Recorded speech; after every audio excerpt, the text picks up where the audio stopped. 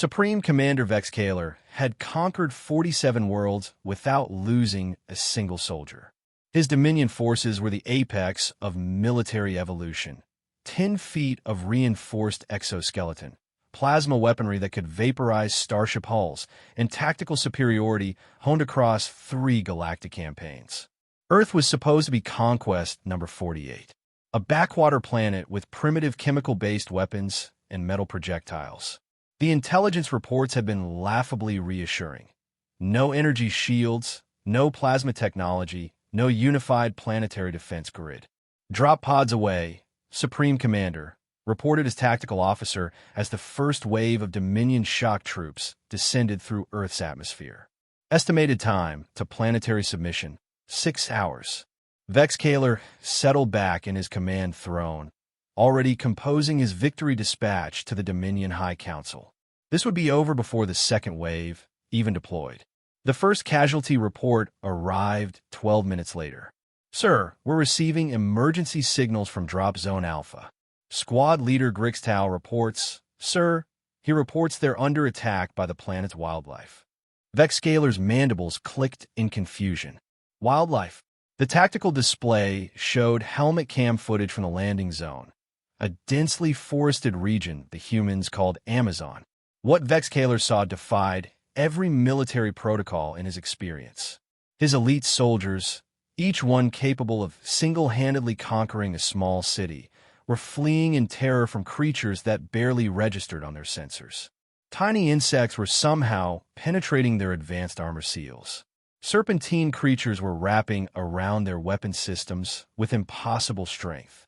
Even the plant life seemed hostile, releasing clouds of spores that triggered violent allergic reactions in his troops' respiratory systems.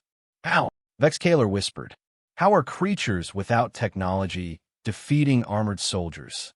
The answer came from Drop Zone Beta, where his forces had landed in what humans called Australia. Commander, the transmission was filled with static and what sounded like screaming. The spiders, they're bigger than our reconnaissance drones, and they're venomous. Everything here is trying to kill us. The plants, the animals, even the rocks are somehow dangerous. Within an hour, Drop Zone Gamma had gone silent entirely. The last transmission from the African landing site had shown his soldiers being systematically hunted by creatures that moved in coordinated packs, displaying tactical intelligence that rivaled his own officers. Sir, his tactical officer's voice was strained. We're receiving reports from 17 different landing zones.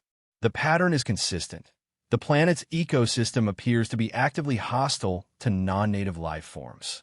But the real horror began when reports started coming in from the human population centers. They're not running. Came a bewildered transmission from the European landing zone. The humans aren't evacuating. They're helping the creatures.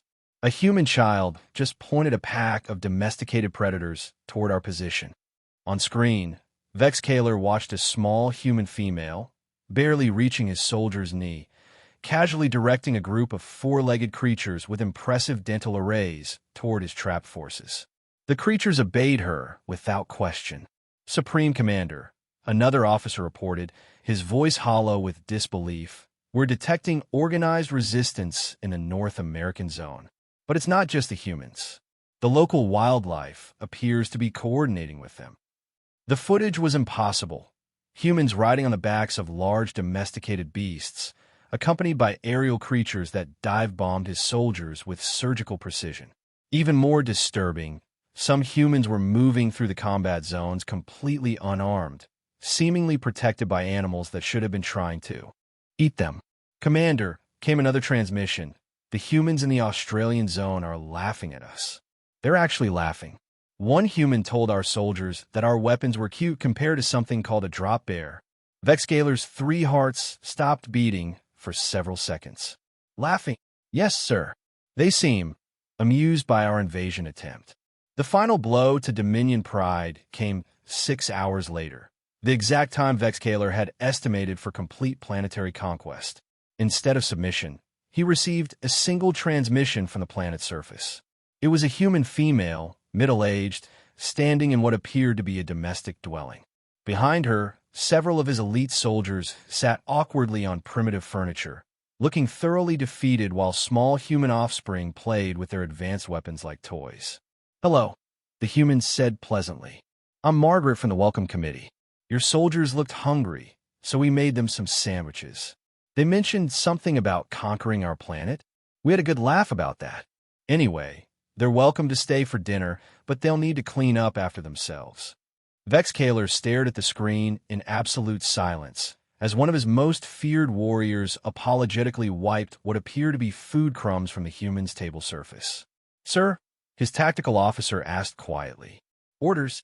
Vexcaler closed his eyes and began composing a very different kind of message to the Dominion High Council. "Begin immediate extraction," he whispered, "and mark this system as permanently off limits."